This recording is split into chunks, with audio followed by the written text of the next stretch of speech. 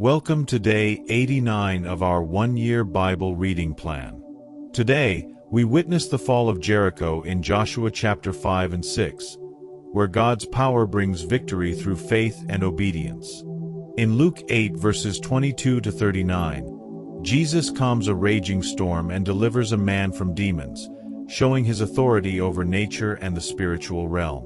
Let's dive in. Joshua chapter 5. Now when all the Amorite kings west of the Jordan, and all the Canaanite kings along the coast, heard how the Lord had dried up the Jordan before the Israelites until they had crossed over, their hearts melted in fear, and they no longer had the courage to face the Israelites. At that time the Lord said to Joshua, "Make flint knives and circumcise the Israelites again." So Joshua made flint knives and circumcised the Israelites at Gibeath-Haraloth. Now this is why he did so. All those who came out of Egypt, all the men of military age, died in the wilderness on the way after leaving Egypt. All the people that came out had been circumcised, but all the people born in the wilderness during the journey from Egypt had not. The Israelites had moved about in the wilderness 40 years until all the men who were of military age when they left Egypt had died, since they had not obeyed the Lord. For the Lord had sworn to them that they would not see the land he had solemnly promised their ancestors to give us, a land flowing with milk and honey. So he raised up their sons in their place, and these were the ones Joshua circumcised. They were still uncircumcised because they had not been circumcised on the way. And after the whole nation had been circumcised, they remained where they were in camp until they were healed. Then the Lord said to Joshua, "Today I have rolled away the reproach of Egypt from you." So the place has been called Gilgal to this day.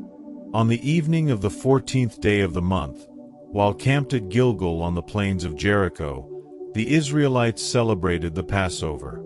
The day after the Passover, that very day, they ate some of the produce of the land, unleavened bread and roasted grain. The manna stopped the day after they ate this food from the land. There was no longer any manna for the Israelites, but that year they ate the produce of Canaan. Now when Joshua was near Jericho, he looked up and saw a man standing in front of him with a drawn sword in his hand. Joshua went up to him and asked, "Are you for us or for our enemies?" "Neither," he replied, "but as commander of the army of the Lord I have now come." Then Joshua fell face down to the ground in reverence, and asked him, "What message does my Lord have for his servant?" The commander of the Lord's army replied, "Take off your sandals, for the place where you are standing is holy." And Joshua did so. Joshua chapter 6. Now the gates of Jericho were securely barred because of the Israelites. No one went out and no one came in. Then the Lord said to Joshua, "See, I have delivered Jericho into your hands, along with its king and its fighting men. March around the city once with all the armed men. Do this for 6 days. Have 7 priests carry trumpets of ram's horns in front of the ark. On the 7th day, march around the city 7 times, with the priests blowing the trumpets. When you hear them sound a long blast on the trumpets, have the whole army give a loud shout. Then the wall of the city will collapse and the army will go up, everyone straight in." So Joshua son of Nun called the priests and said to them, "Take up the ark of the covenant of the Lord and have 7 priests carry trumpets in front of it." And he ordered the army, "Advance, march around the city, with an armed guard going ahead of the ark of the Lord." When Joshua had spoken to the people, the 7 priests carrying the 7 trumpets before the Lord went forward, blowing their trumpets, and the ark of the Lord's covenant followed them.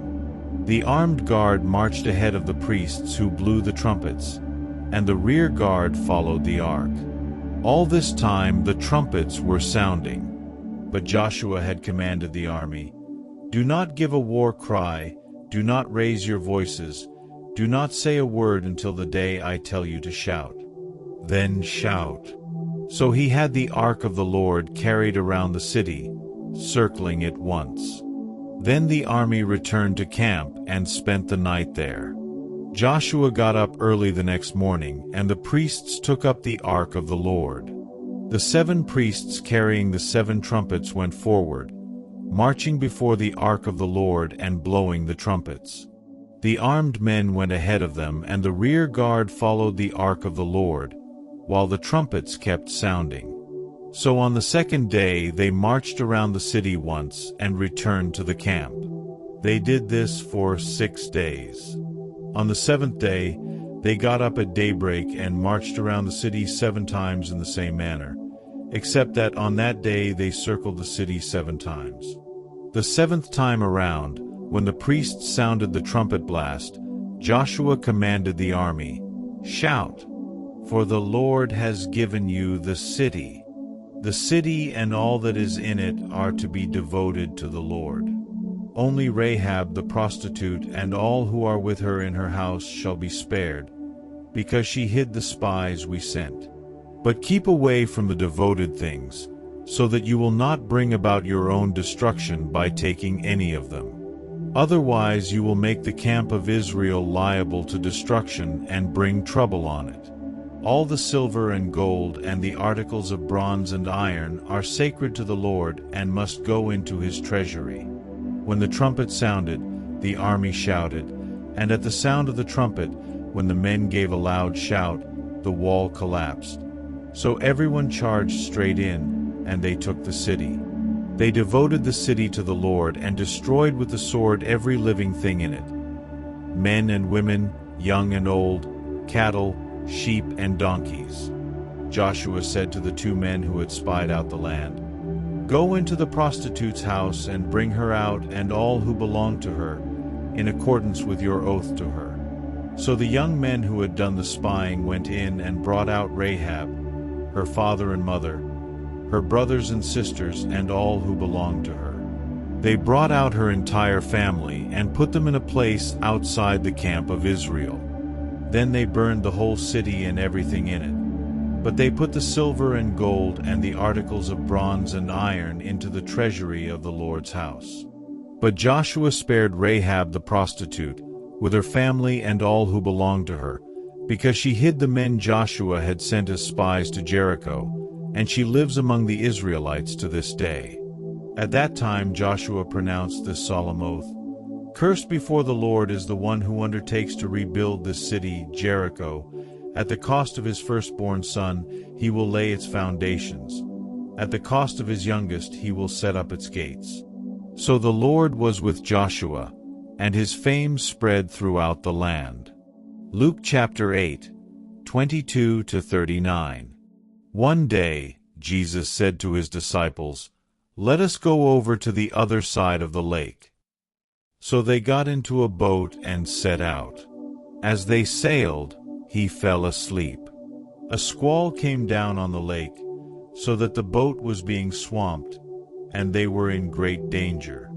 The disciples went and woke him, saying, "Master, Master, we're going to drown." He got up and rebuked the wind and the raging waters. The storm subsided, and all was calm. "Where is your faith?" he asked his disciples. In fear and amazement they asked one another, "Who is this? He commands even the winds and the water, and they obey him." They sailed to the region of the Gerasenes, which is across the lake from Galilee. When Jesus stepped ashore, he was met by a demon-possessed man from the town. For a long time this man had not worn clothes or lived in a house, but had lived in the tombs. When he saw Jesus, he cried out and fell at his feet, shouting at the top of his voice, "What do you want with me, Jesus, Son of the Most High God? I beg you, don't torture me."